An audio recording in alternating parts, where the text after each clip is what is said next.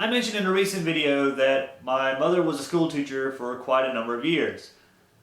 Most of her career was before I was born, obviously, but from what I've learned from hearing her talk about it for the last 20-something years, she taught numerous subjects in high school: business education, typing, and English. Now, I can remember my mother helping me with my homework in 3rd grade, and one of the things that she always emphasized was correct grammar. Fast forward to 2013, I'm 30 years old. My mother being an English teacher and helping me with my homework when I was a child paid off. I've developed an eye for spotting incorrect grammar. Now, in today's society, slang and incorrect grammar are all the buzz. And for some fucked up reason, using correct grammar has become uncool. And if you correct someone's grammar, they get all offended. Most of the time this behavior is from teenagers who are doing nothing more than just following the latest trend, even if the latest trend makes them look like complete idiots. But whatever, right? They're teenagers, they have an excuse. But what about adults? When is incorrect grammar absolutely unacceptable? How about in business?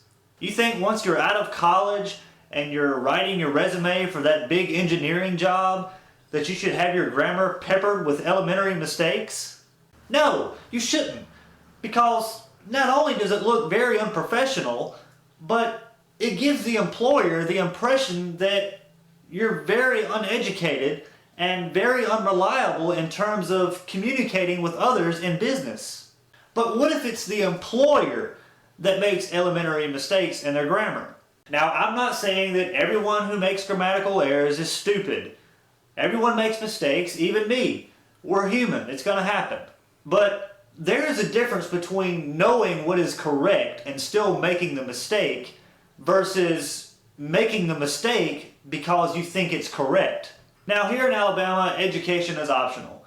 If you want to spend your whole life in complete bliss, you can. And most people here do. My employer has owned and operated a screen printing shop for the past 15 years. For those of you that don't know what screen printing is, it's basically just a form of printing that's used to print images on t-shirts, hoodies, or whatever. My employer graduated from the University of Alabama with a degree in communications. The University of Alabama, you know, the one that nobody gives a shit about unless it's football? Yeah, that one. Now, maybe I'm oversimplifying the issue, but it seems to me that communications and grammar are synonymous, are they not? So given that he holds a degree in communications and that he's owned and operated a business for more than 15 years, you would think that his grammar would be top-notch, correct? Well, apparently not, because there are no words to describe how bad this guy's grammar is. I'm about to show you some examples, and believe me, even if your grammar is not top-notch, you will see what I'm talking about. This is an image of the backside of the tags we attach all shirts we sell in store. What I'm trying to focus on here is a slogan written in small text. The South is not just a place but a way of life, created of the first explorers, spiced for life and adventure. Those born there leave only to return, others, well, they get here as fast as they can. Now, I've tried to read that to you as I believe he intended it to sound, but just for clarity, it actually reads, the South is not just a place but a way of life, comma, created of the first explorers, spiced for life and adventure, comma, those born there leave only to return, comma, others, comma, well, comma, they get here as fast as they can. Okay. I am going to point out all of the mistakes that I, son of an English teacher, see here. Okay, let's start with the punctuation. This slogan is actually several sentences that have been badly strung together with commas. First of all, the South is not just a place but a way of life should be one sentence, unless you had more to add to the thought, in which case a semicolon would be needed at the end there. Also, a way of life is referring to something that's in addition to something that's already been listed. So a place and but a way of life should be separated with a comma. That comma you actually needed and you didn't put one. Okay, next, created of the first explorer, spice for life and adventure should end with a period, since this half of the thought is in reference to the first half. The two halves are separated with a semicolon that should follow the word life. So now the first bit is one complete sentence that reads, "The South is not just a place but a way of life, created of the first explorers' spice for life and adventure." Okay, the rest says, "Those born there leave only to return. Others, well, they get here as fast as they can." First of all, there's a conflict of locations here. In the first bit, he uses the word there in reference to the South, which was named in the previous sentence. But then in the other half, he uses the word here to reference the South. So if one were to take the meaning of this sentence literally, one could assume that as he started writing this sentence, he was somewhere besides in the South, since he's referring to the South as being there. But magically, by the end of the sentence, he's now smack dab in the middle of the South, since he refers to it as here, suggesting that he occupies the same location as the South. Either word would be correct, but only if you use one of them both times. If you're referring to the location that's somewhere other than where the tag is, there would be more appropriate. However, since these shirts are sold in the South and most people wearing them are going to be buying them in the South, here would be more preferable, since you're trying to convey that you understand the mentality of a Southerner and that you yourself are like the reader. So before I make any more corrections, the sentence should look like this. "Those born here leave only to return. Others, well, they get here as fast as they can."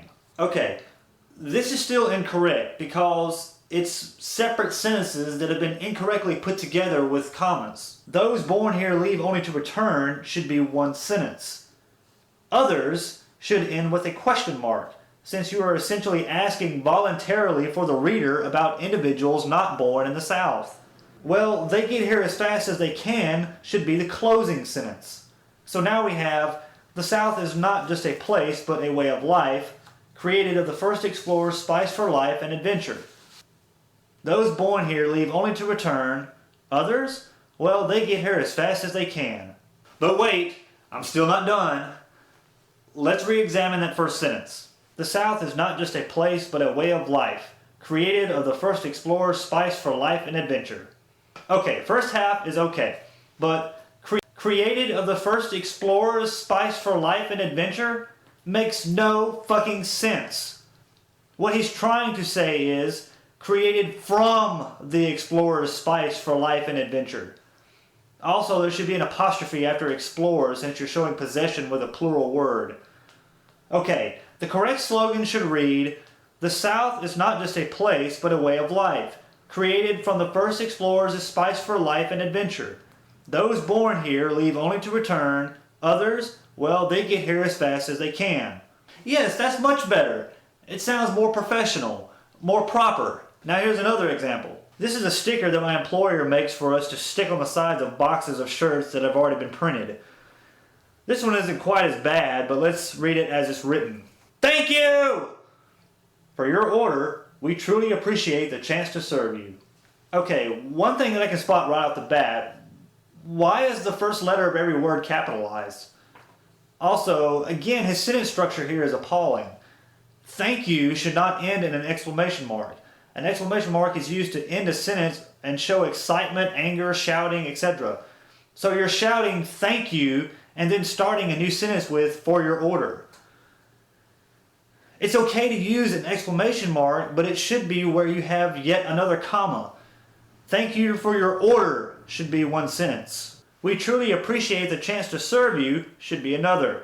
How can someone who graduated from private school, went to the University of Alabama, got a degree in communications, has owned and operated their own business for more than 15 years, and has managed more than $1 million in sales annually, be so fucking stupid? And how does someone with this much lack of education manage to get through life to the point to where they're rolling around in a fucking Hummer H3 and renting a condo on the beach in Panama City for an entire week, when at the same time we have my mother, who not only attended a community college but attended the University of Southern Mississippi to become a teacher on money she earned herself, by the way, and after teaching English for 20 years and being good at it, she has to live out her retirement on a pathetic Social Security check. That is fucking bullshit. How fucked up does this society have to be